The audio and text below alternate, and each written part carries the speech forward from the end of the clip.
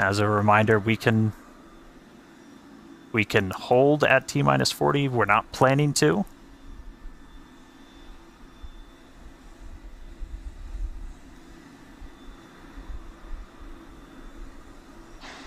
All right.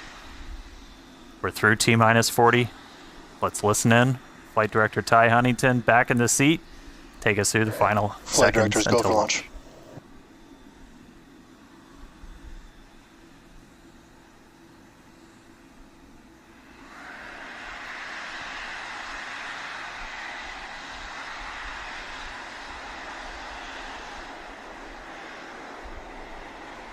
T-minus 10, 9, 8, 7, 6, 5, 4, 3, 2, 1.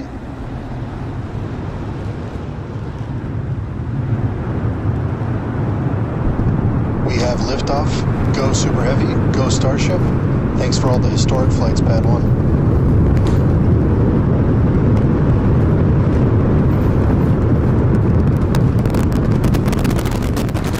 Vehicles pitching downrange.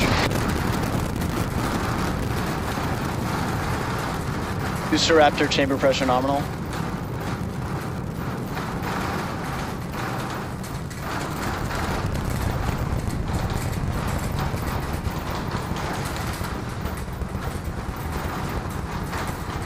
Booster and ship, nominal power and telemetry. All right, we are about 45 seconds into flight. We're still getting the rattle here at Star Factory. We are seeing 33 out of 33 Raptor engines lit on Super Heavy as it arcs across the Gulf. Coming up next on Max Q.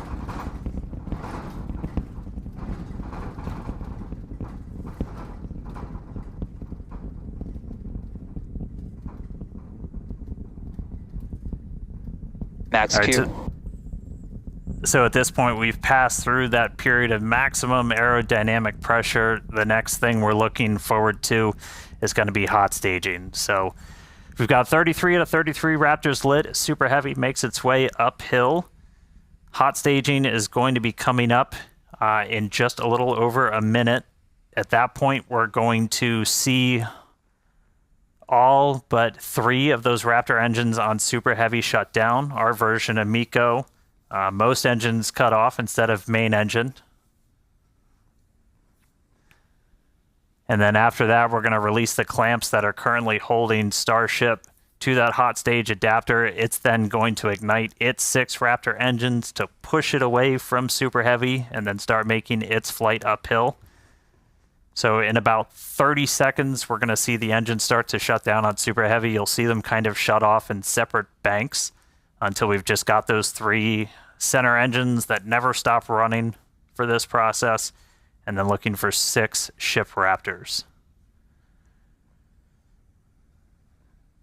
All right. MECO coming up in about 10 seconds.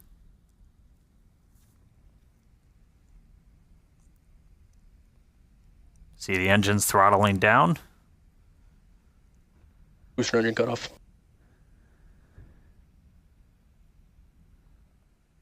Ship ignition.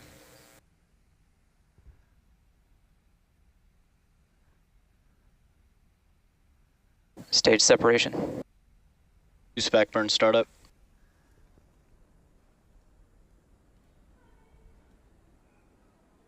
All right, successful hot staging maneuver. So we've got 12 of the 13 engines lit back up on boosters, so it's doing its boost back. Real excitingly, though, we've got 6 out of 6 Raptors lit on ship there, so it's now going to continue to make its ascent into outer space. Meanwhile, this boost back is happening. We're using those 13 engines, so everything, well, 12 out of the 13, and then we go down to 3, and then we're going to shut down for the end of boost back. That's sending Super Heavy back towards its planned splashdown zone in the Gulf. Right after we finish this boost back burn, we're also going to separate the hot stage. This will be the final time that we're doing this. All right, there's the end of the boost back burn. We should be seeing the hot stage.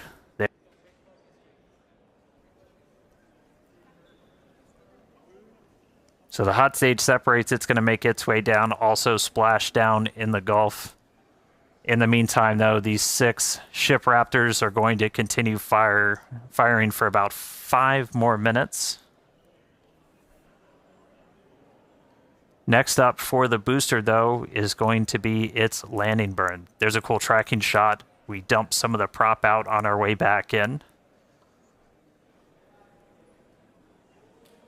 All right, so for booster, this is one of the main things we're trying to get is going to be this landing burn. Oh, that's so you can see the hot stage kind of making its way towards the left side. So that's the bottom of the booster. It's about to pass right in front of where you can see some of that prop dump happening. They look like they're close together, but there's a good amount of distance between them, and the hot stage will go down and splash down in the Gulf while the booster comes back for its landing burn. Starship is on nominal trajectory. All right. Looking good on our trajectory, looking good on everything. Jake and Amanda, you guys with me down there? Yeah, definitely. The crowd is gathering over here in the office. You can definitely feel the energy in here. Great to see that booster is making its way down to the splashdown zone in the Gulf. Yeah, the shaking down here was absolutely nuts. The windows are still there, still intact, so that was pretty awesome. But yeah, booster's coming down. We're at about 30 kilometers. All right, yeah, and as we approach that landing, just like tower catches, we will be doing a 13-engine landing burn to slow down. This time it will be in a V3 configuration. And as we're starting to get into the denser part of the atmosphere, the booster is using 4 hypersonic grid fins to guide itself through atmospheric entry towards its landing site. And we're just about 20 seconds away from landing burn start, where we'll first ignite the center 13 engines, then bring that down to 5 to slow down the booster for landing. And finally, that will come down to 3, and we'll cut all of them off while we're still about 200 meters in the air. So booster is going to see a bit of a harder landing. Booster landing burn startup.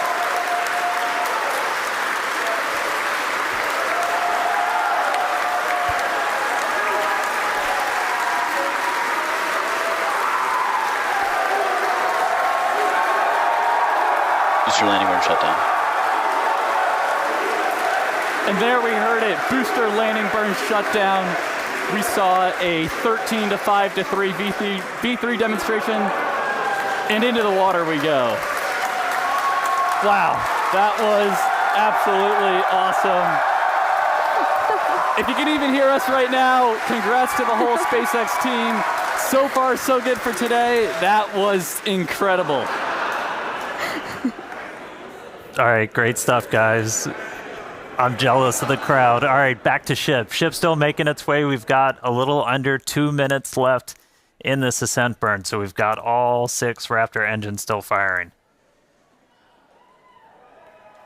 So the next major milestone we're going to be looking for is SECO. That's our second stage engine cutoff. That's should be coming right at about 8 minutes and 58 seconds into flight, so we've got about 1:20 still to go.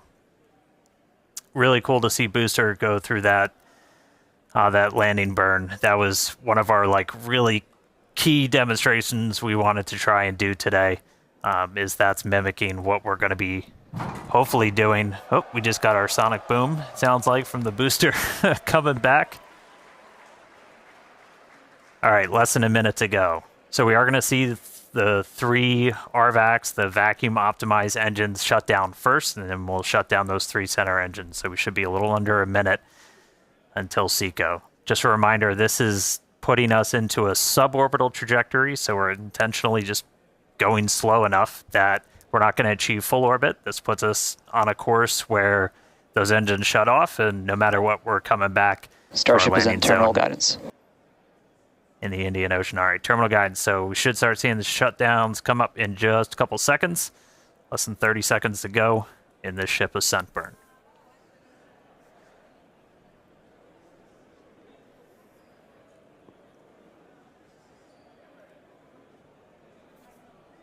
All right, RVACs have shut off. 3 more to go.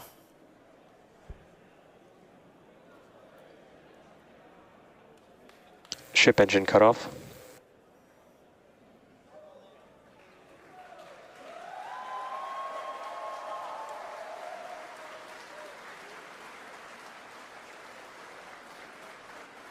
All right. All ship Raptors have shut Nominal down. orbit insertion. You just heard nominal orbital insertion, so we are on the path that we wanted to be. So we've got a ship back in space, a whole lot planned for it, lots more still to come. Great seeing Super Heavy make its way to the water, but I'm excited to see what ship can do in space. How's everybody doing down there?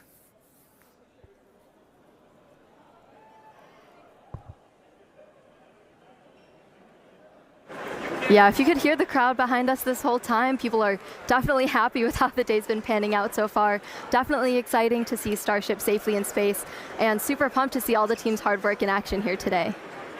Yeah, and we guaranteed it at the start of the show, but it has been an awesome day so far. It's crazy. All this has happened in just 10 minutes. All the objectives were met on the booster, including that V3 style landing burn. So now all eyes are on the ship as we get ready for our in-space objectives. But we've got a few minutes until that next milestone, so sit tight, enjoy the views, enjoy the space jams. We'll be back at T plus 16 minutes for payload deploy.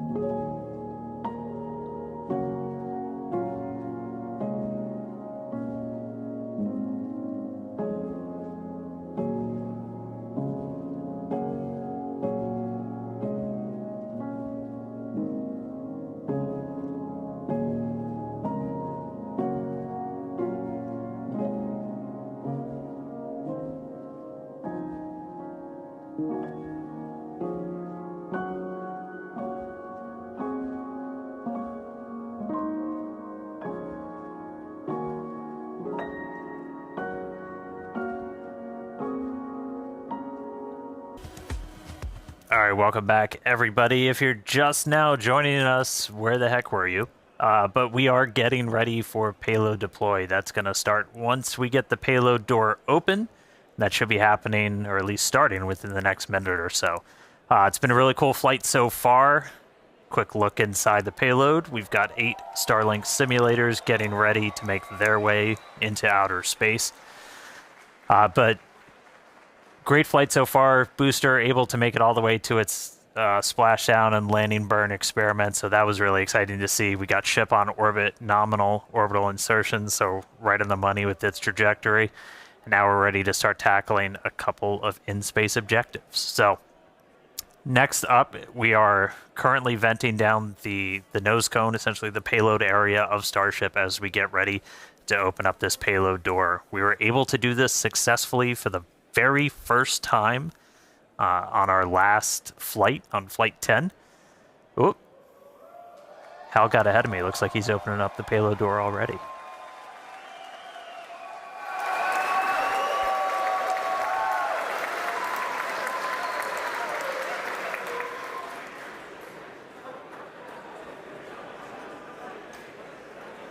All right, looks like we got the door open.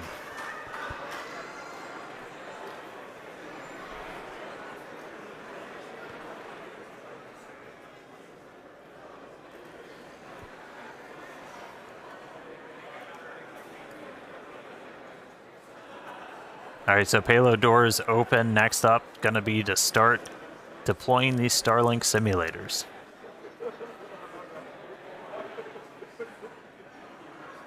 They are roughly the same size as the V3 Starlink satellites that Starship's going to be carrying.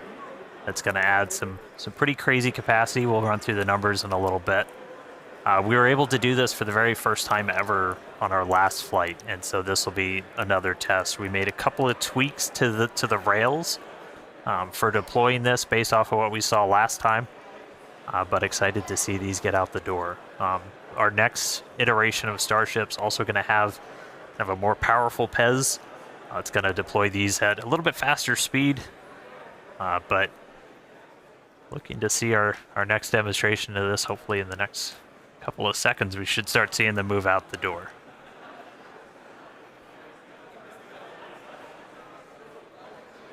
I mean, that view on your left, so you're basically, that would be if you were sitting at the very top of the nose cone looking down. So there's kind of a short stack. There's 4 on either side, so 8 total. When we start flying Starlinks, for their actual deploy missions, we're going to be carrying stacks of about 60. So much larger stack once we start flying these operationally, but still doing a little bit of a short just for this payload deployed today.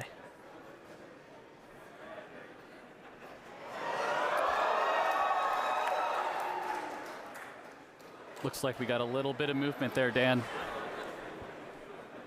Coax it out. Get it moving, Jake. There we go. All right, first one going out.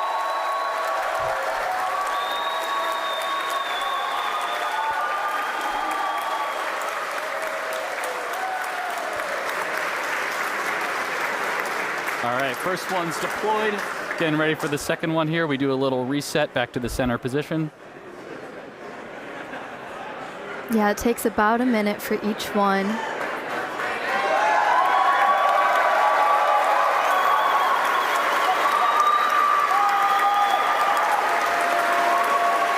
Looks real smooth too. They made a couple of tweaks to those rails. If you watched the last ones, it had a couple of bumps on the way out, but moving out super clean this time. Yeah, and as noted earlier in the show, but definitely worth repeating, Starship will deploy Starlink's more advanced V3 satellites, adding 60 terabits per second of capacity to the network per launch. So that's 20 times more than each Falcon 9 launch does today. Just incredible.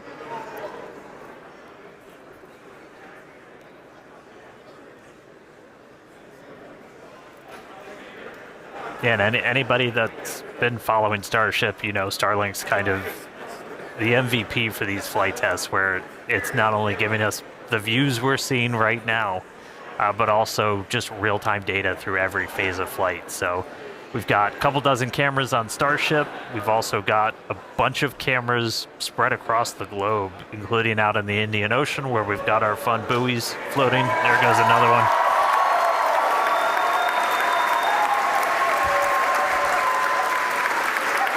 And I mean, we're using Starlink to bring all of this together. It's our drone shots you see here from our great team down here at Starbase, all connected. So Starlink not only giving us cool views off the planet, but also on the planet, help bring everybody along for all these Starship flights.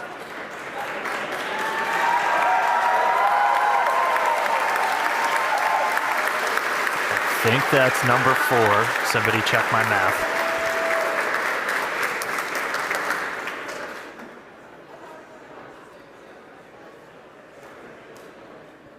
Okay, we've got 4 Starlink terminals on the outside of Starship. He uses that to talk to the constellation. And through that, we actually get about 120 megabits of bandwidth for our downlink. That's our real-time HD video, all of our telemetry. So it's not just kind of giving us these cool views inside, but it's giving all that engineering data in real time, including re-entry when normally a plasma layer builds up and blocks you out. Starlink, powerful enough of a frequency that we're able to kind of punch through that and still get that live view.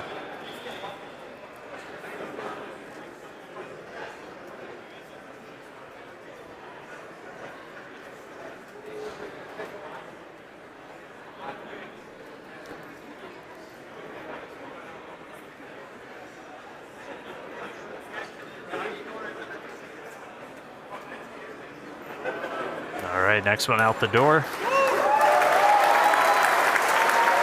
There we go.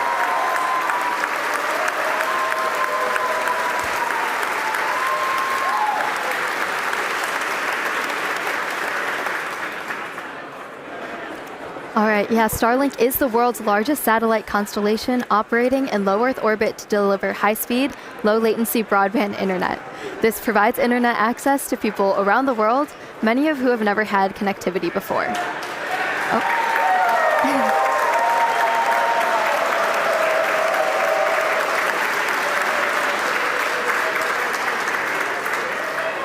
Right. Today, Starlink serves more than 150 countries, territories, and other markets with over 7 million active customers and counting.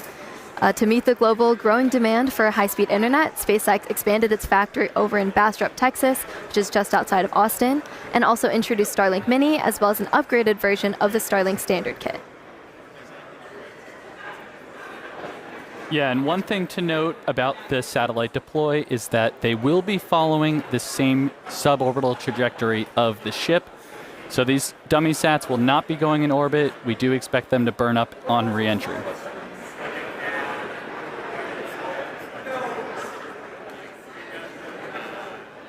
All right, couple more to go. I promise one of these days we'll deploy in daylight. But we're basically trading deploy in the dark so we get those re-entry views for the daytime.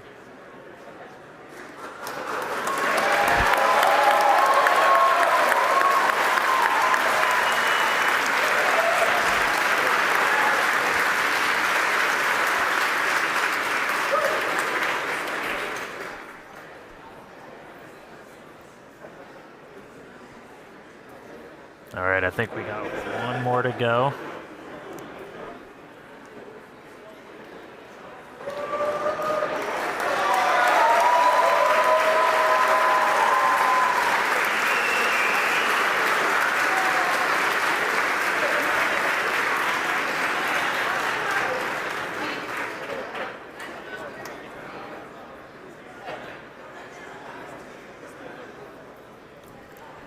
All right, now with payload deploy complete, Starship will now close its payload door and continue to coast around Earth to the Indian Ocean.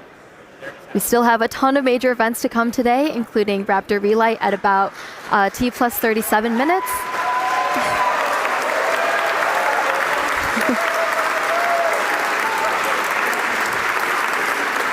That will be followed by atmospheric reentry and splashdown. So with that, we're going to go on another quick coast. Yeah, if you can hear us.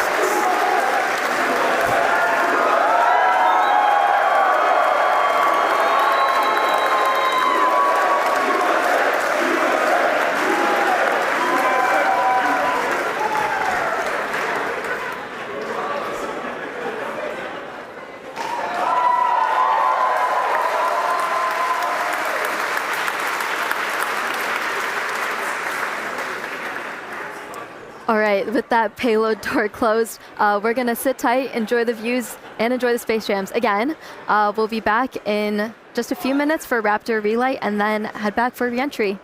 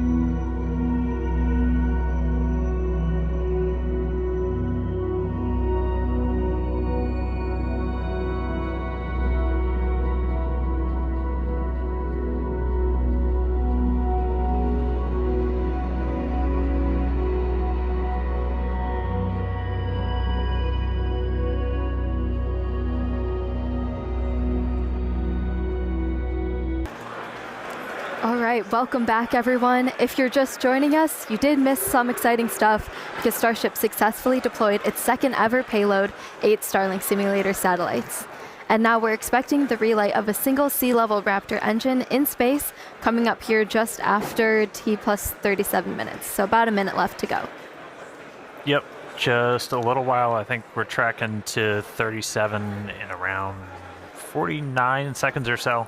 So we should be just about a minute and a half where, again, as Amanda just said, we're going to relight one of those center engines. This will be the third time that we've tried this. We did it successfully back on Flight 10, and then we did it for the very first time back on Flight 6. This is not a deorbit burn.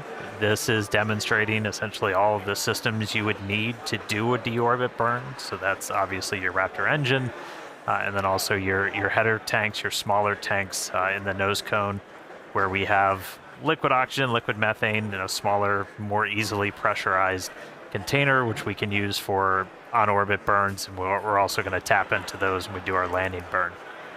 So this will be a critical capability. Once we go to full orbital missions, you'll have to do a deorbit burn to break out of orbit, send it back down to Earth. But in this instance, we're already on our way back down towards Earth. So this is just going to demonstrate the capability of turning one of these engines on. We should be coming up in just about 20 seconds or so, looking for one of those Raptor engines to turn back on. They've been off since we completed that successful ascent burn almost 30 minutes ago. Here we go. Oh, Raptor ignition. And shutdown. All right, there was that Raptor relight. Looks like engine 3 full duration. As Dan mentioned, that's a third attempt, and we just did it 3 times in a row. So congrats to the team, the ship Nominal team, second Raptor orbital team. And then there we heard nominal second orbital insertion. All right, so congrats everyone on the milestone. That was awesome to see. We're 3 for 3. We're gonna take another break, and we'll be back for re-entry at about T plus 45 minutes. We'll see you soon.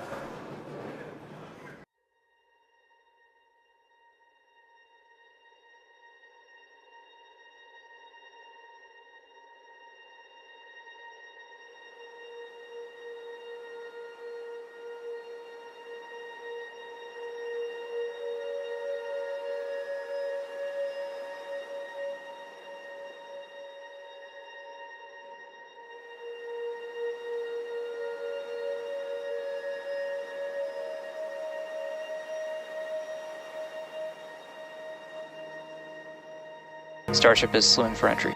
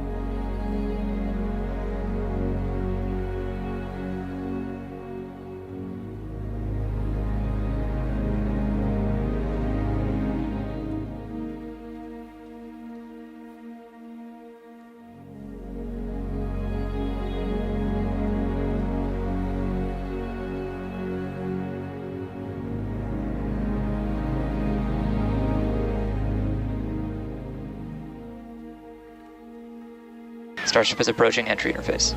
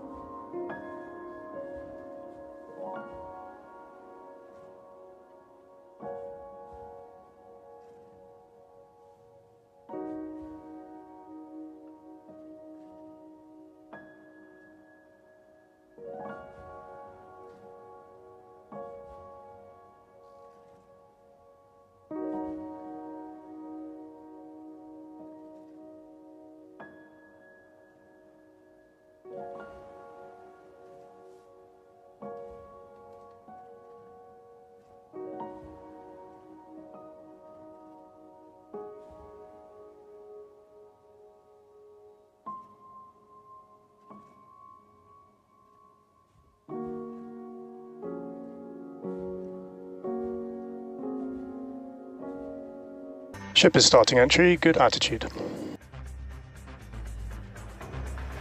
All right, welcome back, everyone. The ship is currently re-entering Earth's atmosphere.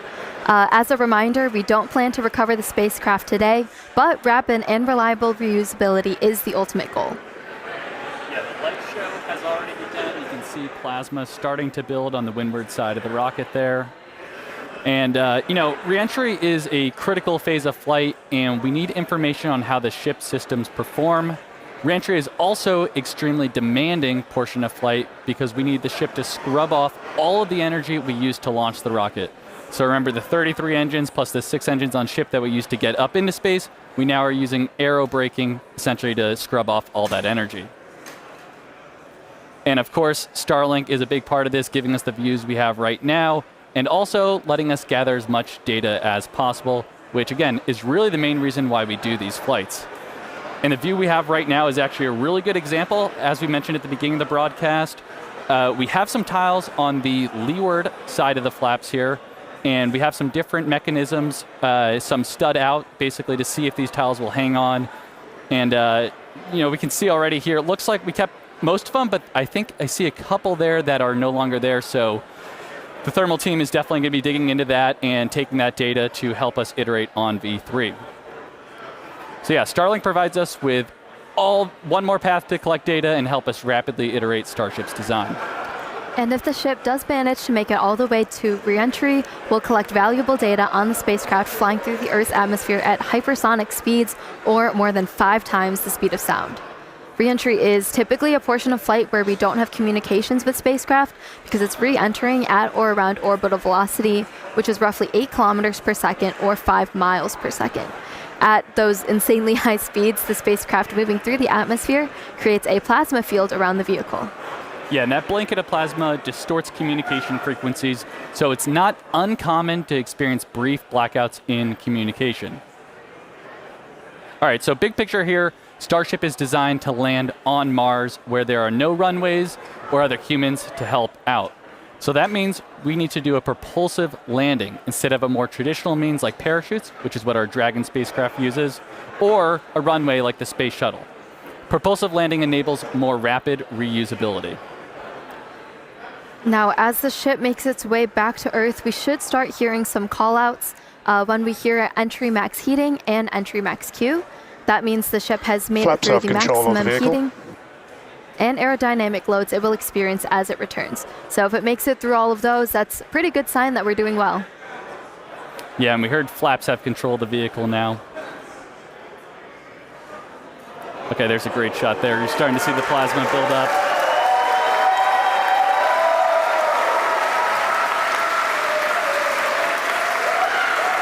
So we will hear a call out when the ship is transonic and then subsonic. Transonic refers to the period of flight where the velocities of airflow surrounding and flowing past the vehicle are concurrently below, at, and above the speed of sound, somewhere in the range of Mach 0.8 to 1.2. All right, a lot of numbers coming up here, but for reference, commercial jets have a range of cruising speeds, but most fly around Mach 0.74 to Mach 0.85, which is 480 to 575 miles per hour, or 770 to 930 kilometers per hour.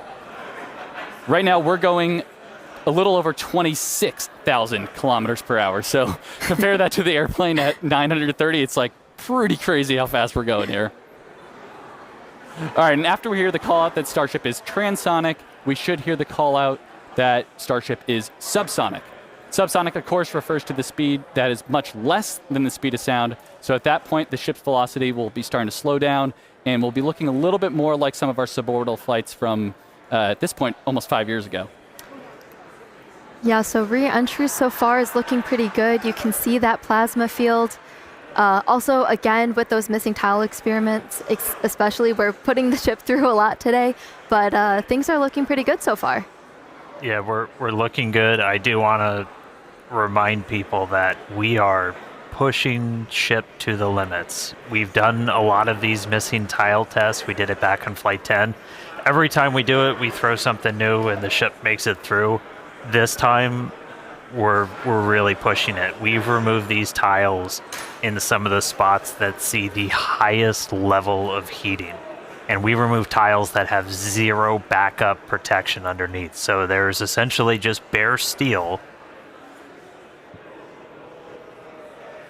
It's in the heat of re-entry.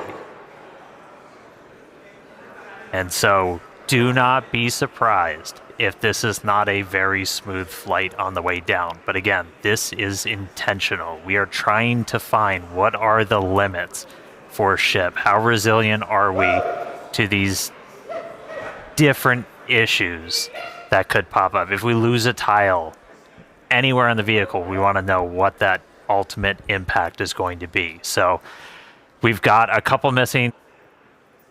We had a bunch pulled over the primary fuel, the LOX tanks, everything. This one, we've got a tile missing right on top. So that's going to see some of the highest temperatures during this re-entry, and there's just bare steel right underneath it. So we're going to see if Starship's robust enough to pull through that. Also have some tiles missing around the aft flaps, specifically on the leading edge. So again, we're getting a really good look right at the leading edge. That's getting really intense heating. So again, gonna see if it can make it through. See if all the flaps hold on, see if Starship holds together. But definitely could be a bumpy ride, but this is why we're flying. This is why we're flying in this part of the world. This is why we're putting Starship through these flight tests to really understand what its limits are. So we can then move on to the next thing, which is going to be bringing ships back to the launch site for a catch. But for now, still on this suborbital, the light show continuing. Keep following in. I think we got about 15 minutes until splashdown. Yeah, Dan, it looks, you can see our speed our speed indicator in the bottom left there. It looks like we're starting to scrub off velocity a little bit quicker. Ship is entering the peak heating phase of flight.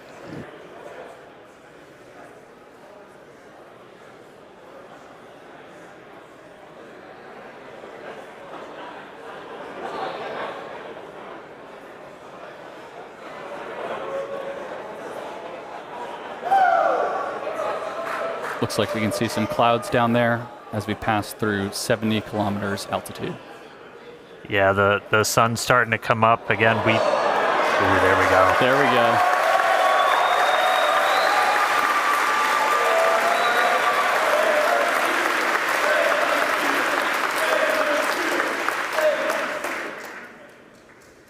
Skirt is intact so far this time. If you watched Flight 10, you saw we entered with a little bit missing. That was ultimately traced to a little bit of buildup. We dumped prop on the way. We had a little bit of solid propellant buildup, and then either static discharge or the plasma ignited it, took out a tiny bit of that skirt, some of the aft flaps, but Starship, again, was able to fight through it, make it all the way to that landing burn.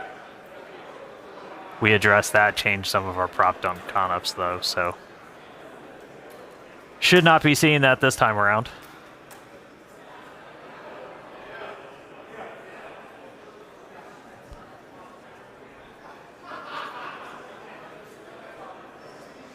And as a reminder, in addition to these missing tile tests, we're doing kind of a unique flight on the way in. It's going to do what we call a banking maneuver. So while we're still going supersonic and even hypersonic, we're doing kind of a banking turn. And then we'll do a pretty aggressive turn right as we get into the subsonic and start doing our belly flop. And that's designed to essentially be the approach that we would do on a return to launch site and a tower catch. So don't be surprised if we see the ship start to turn and make a few maneuvers as it makes its way down to the Indian. And fun fact, even though we're doing all this turning, we're essentially targeting the exact same spot in the Indian Ocean we went to last time.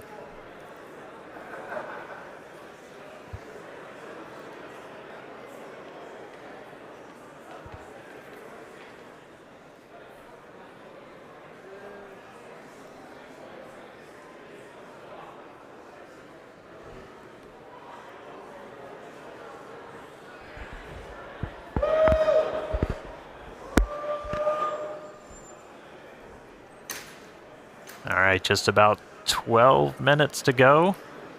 Still looking good. That gives a pretty good view of those aft flaps where, again, on the leading edge, I think it might be on the one on the other side, we had some tiles removed with no backups behind it.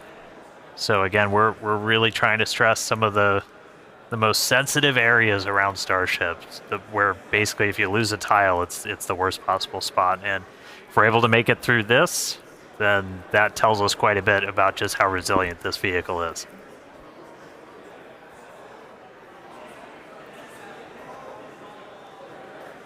Yeah, and that shot we just had earlier was looking at what we call the business end of Starship with all the Raptor engines. And those are the engines that we're going to be expecting to light for that flip and landing burn, hopefully in about 10 minutes once we get through reentry. Yeah, there we go.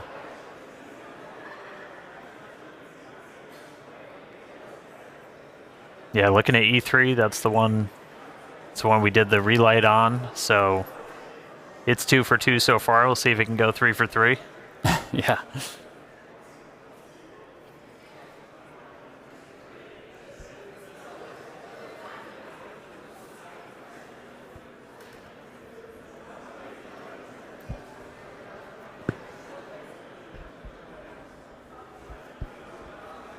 All right, we can see that speed just continue to bleed off under 20,000 kilometers an hour.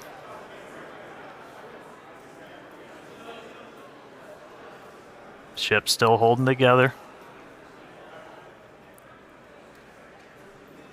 Yeah, and if you look in the bottom right, looks like we've made it all the way to the Indian Ocean. We're coming up kind of near Australia, the west side of Australia there, so pretty crazy. We're only 56 minutes in, and we've made it all the way, halfway around the world.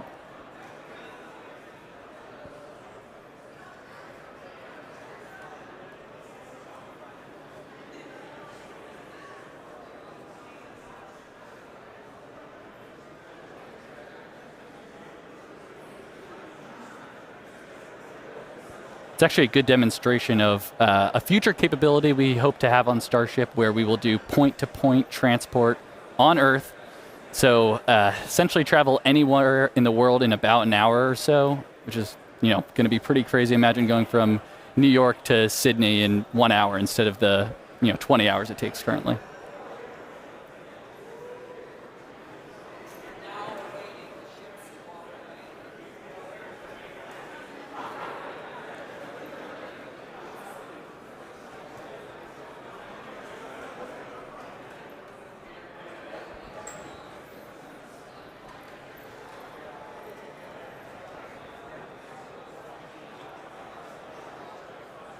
And a reminder, so this camera is, we see some of the heat rate picking up a little bit. And this camera is embedded right in the end of one of those forward flaps, so you see it moving around. That's the flap adjusting to maintain control. Looks like we're getting into our bank maneuver.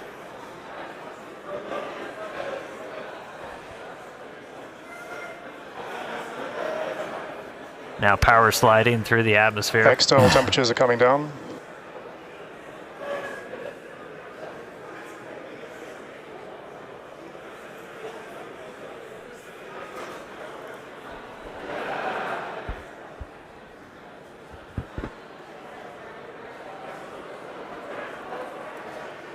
Vehicle is now at maximum dynamic pressure.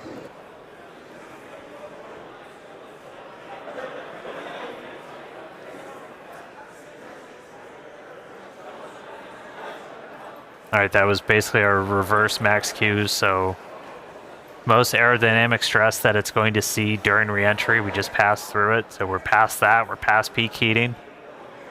Ship's still holding together. So we're currently in this bank maneuver. We're gonna see it kind of roll over and do a pretty significant shift as we get down closer to the subsonic speeds.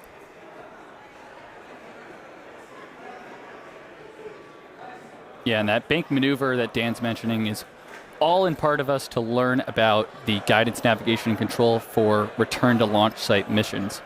So in the near future, we're hoping to return the ship back to the same pad we just took off on 59 minutes ago, and we've got to do some of these pretty dynamic bankings to make that trajectory work out.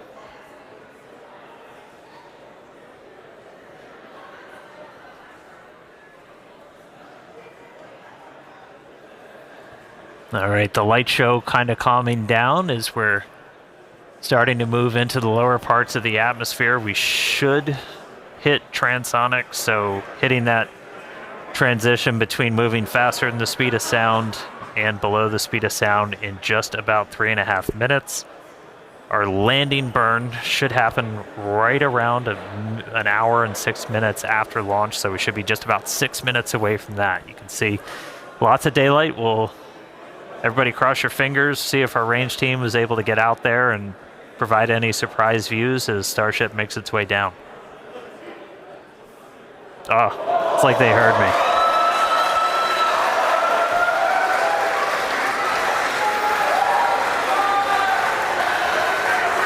Ready and waiting, let's go. Dan, you just spoke that view into existence there. And again, all brought to us by RTS banking Starlink. maneuver has started.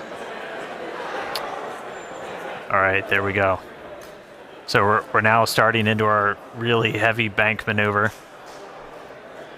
And this does almost like a half circle loop to our actual trajectory.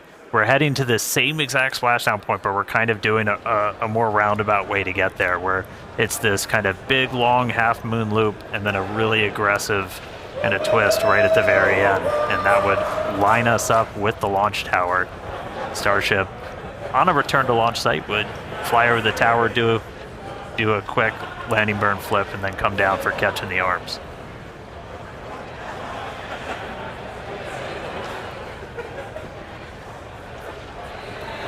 How about that S38 decal there, staying strong on that view we just had?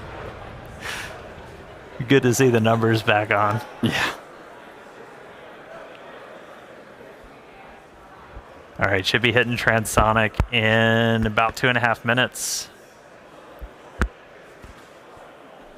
Landing flip coming up in about 4.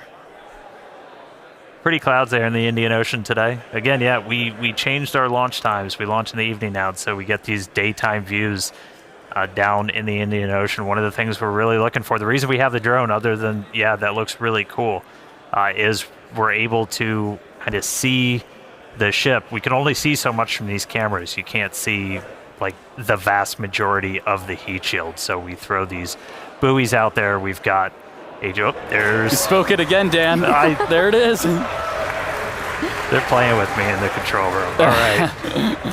But we have these buoys out there. We have these drones that we're trying to see externally how the heat shield held up. Everybody saw from Flight 10 it had a little bit of a paint job, a little bit of a reddish hue. That was from those metallic tiles that we had tested, kind of oxidizing really rapidly in that plasma and then spreading those little oxide particles all over the heat shield. No metal tiles on this flight, so not expecting to see that. Dynamic pressure is coming down.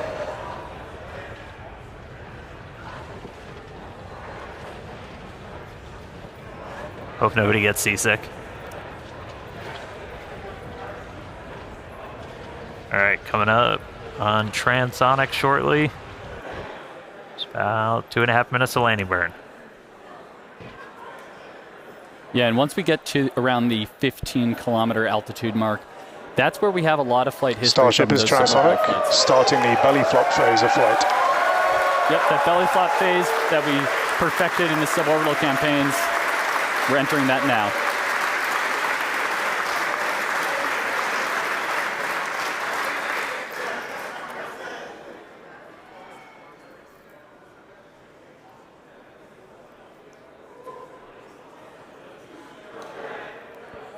Right, starting to get those Raptors ready. Should be 2 minutes away from landing burn. Again, we're going to do a flip.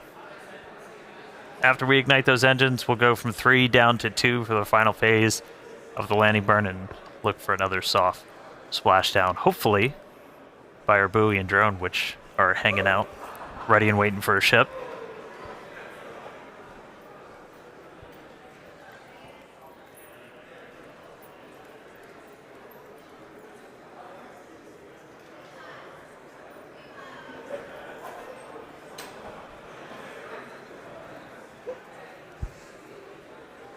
Seeing all 3 center engines have entered the chill phase.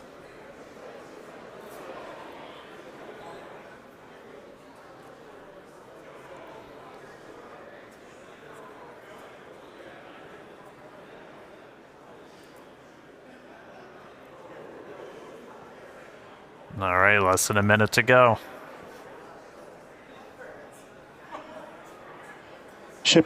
The ship is making its turn for final approach. And here's this kind of aggressive final turn that would essentially position it so it's right behind the launch and catch tower.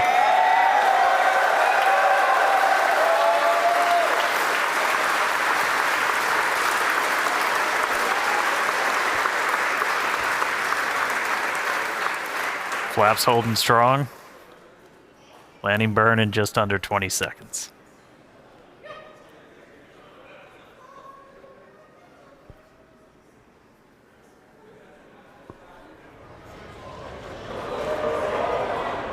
Ship landing startup.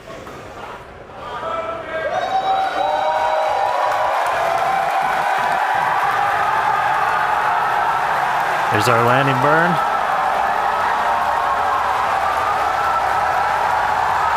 Three down to two. Starship has landed.